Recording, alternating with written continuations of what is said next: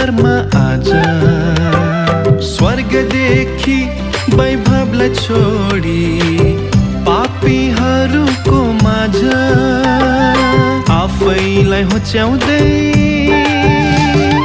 बालकको रूपमा जन्मेको छ यसो गाउन हामी मनमा रमाउँदै आफैलाई होच्याउँदै बालकको रूपमा जन्मेको छ यसो गाउन हामी मनमा